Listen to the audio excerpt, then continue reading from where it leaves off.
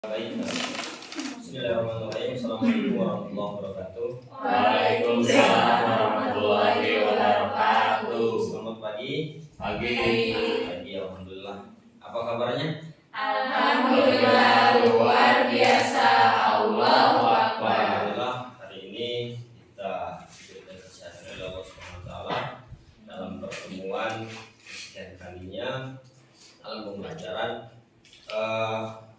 Sebelum kita memulai pembelajaran, alangkah baiknya kita berdoa terlebih dahulu.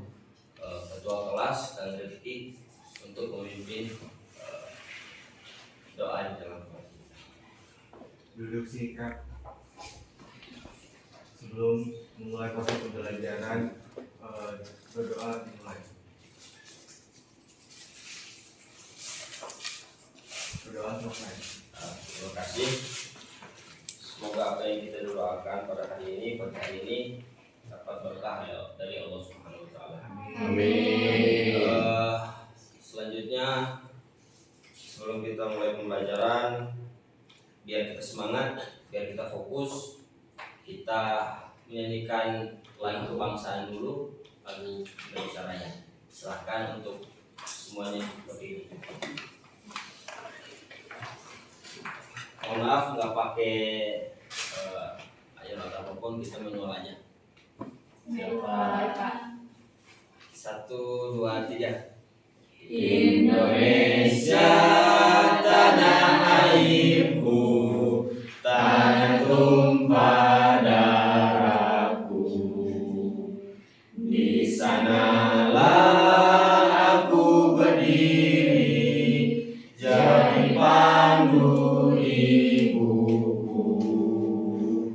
Indonesia kebangsaanku, bangsa dan tanah airku. Marilah kita berseru, Indonesia bersatu. Hiduplah tanahku, hiduplah negeriku, bangsaku, rakyatku semuanya.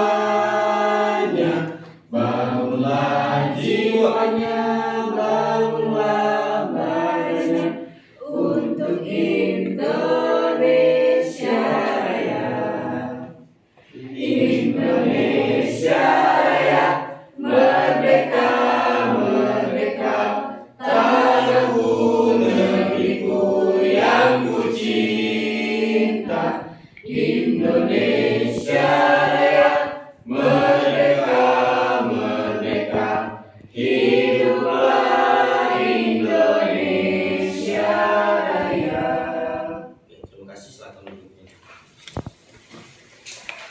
Baik, sekarang pelajaran PKN yang berkaitan dengan prinsip-prinsip kedaulatan Republik Indonesia menurut Undang-Undang 1945. Asal kata kedaulatan, yaitu kata kedaulatan berasal dari bahasa Arab, yaitu daulah yang berarti kekuasaan tertinggi. Kedaulatan negara merupakan kekuasaan tertinggi dalam negara yang bukan berasal dari kekuasaan lain. Nah, maksudnya kata kedaulatan itu adalah kekuasaan yang paling tertinggi di negara masing-masing yang ada di Indonesia, khususnya di negara Republik Indonesia. Bentuk kedaulatan dibagi menjadi dua bentuk, yaitu ke dalam dan keluar. Yang pertama, kedaulatan keluar, yaitu kedaulatan keluar merupakan kedaulatan negara untuk melakukan hubungan atau kerjasama dengan negara lain untuk kepentingan bangsa Indonesia. Maksud dari kedaulatan keluar ini menjelaskan bahwa Indonesia harus bekerja sama dengan negara lain untuk apa? Yang pertama, memajukan ekonomi. Yang kedua, memajukan dengan konsep kerjasama bidang ekonomi, bidang dalam hal apapun untuk dalam suatu negara tertentu. Yang kedua, kedaulatan ke dalam, Kedaulatan ke dalam merupakan kedaulatan negara untuk mengatur semua kepentingan rakyat tanpa campur tangan negara lain. Nah, maksud dari kedaulatan negara, kedaulatan ke dalam negara ini tidak ada kepentingan dari negara lain atau ikut campur oleh negara lain.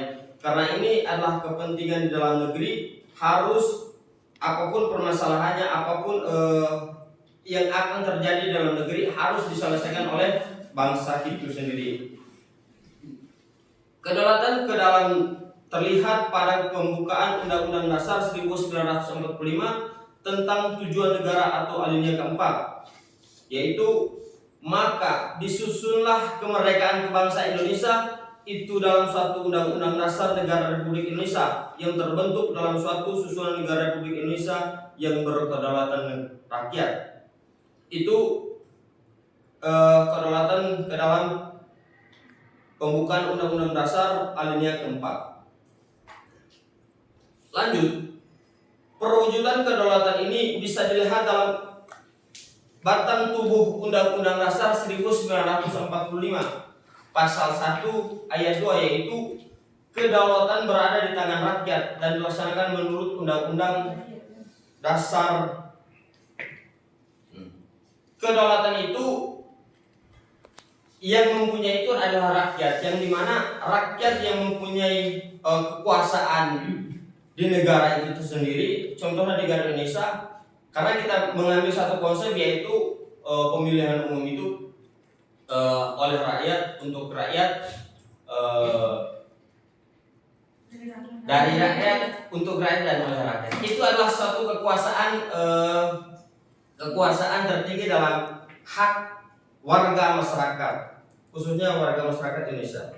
Nah, langsung prinsip-prinsip kedaulatan Republik Indonesia menurut undang-undang. Yang pertama, negara Indonesia merupakan kesatuan yang berbentuk republik. Di poin 1 ini bahwasanya dari Sabang sampai Merauke itu dengan berbagai ras, budaya, bahasa yang begitu banyak.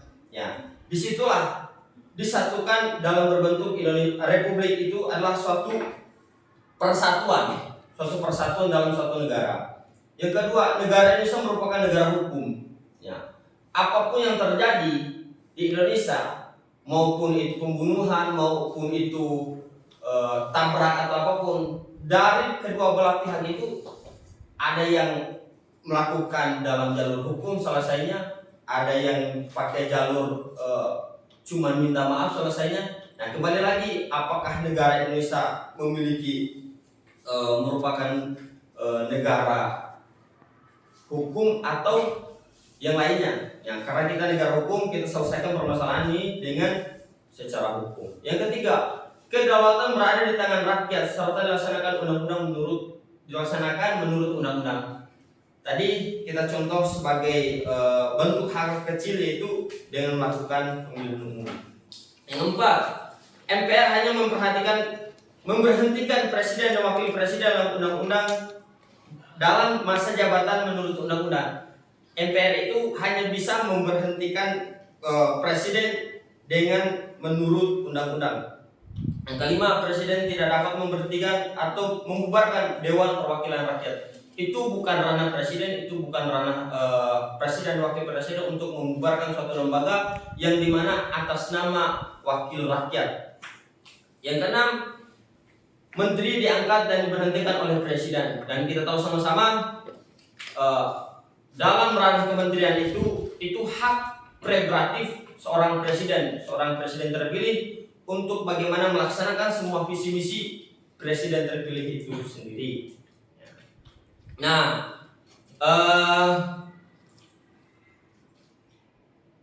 Bapak kasih beberapa menit.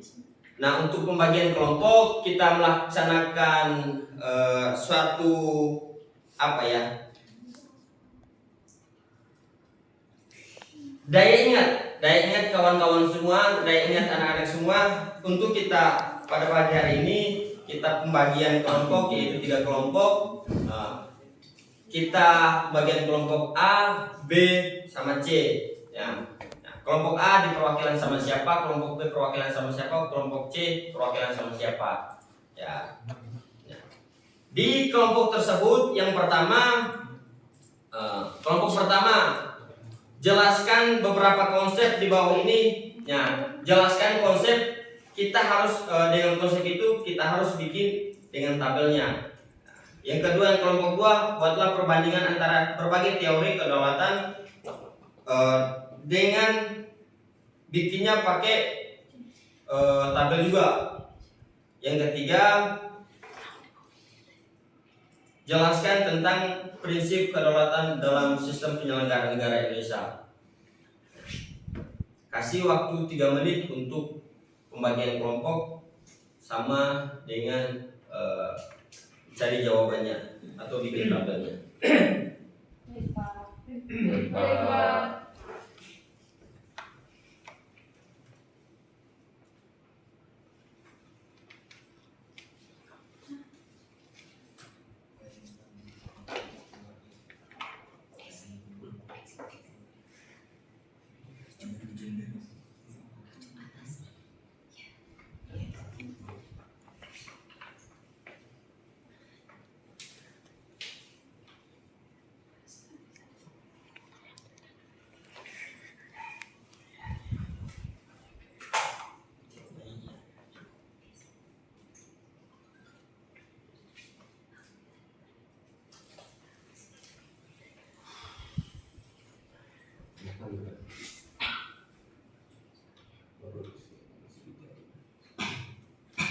Baik, waktunya selesai. Nah, kita minta perwakilan tiap-tiap kelompok untuk maju. Ya, kelompok C Kang Rehan, kelompok B Terisma, kelompok A Kang Rizky.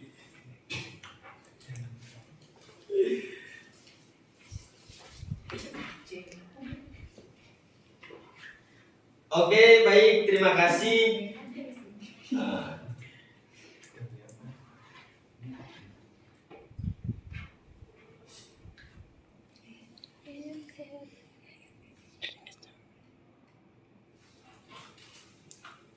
Nah, terima kasih anak-anak semua yang sudah mengirimkan tugasnya. Nah, ini dari yang pertama, kelompok A menjelaskan tentang konsep, yaitu konsep kedaulatan, sifat-sifat kedaulatan, dan makna kedaulatan ke dalam makna kedaulatan keluar. Itu kelompok A. Terima kasih udah kirimkan tugasnya ataupun kerja kelompoknya. Yang kedua, kelompok B yang membahas tentang perbandingan.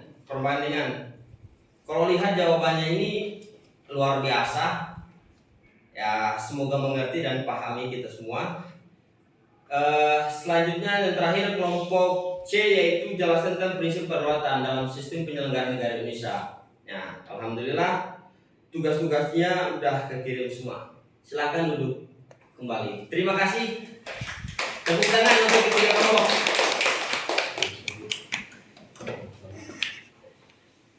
Ya. Dan selanjutnya, kesimpulan dari materi yang udah dijelaskan oleh Bapak. Yang pertama, bahwasanya kedaulatan itu yang tertinggi ada di tangan rakyat, yang dimana dituangkan dalam Undang-Undang Dasar, menurut Undang-Undang Dasar dengan melaksanakan contohnya seperti pemilu dari rakyat untuk rakyat dan oleh rakyat. Terima kasih untuk pertemuannya hari ini. Mohon maaf apabila ada kekurangan penjelasan dari Bapak. Mohon dimaafkan. Sekian pertemuan kita pada pagi hari ini. Wassalamualaikum warahmatullahi wabarakatuh. Waalaikumsalam warahmatullahi wabarakatuh.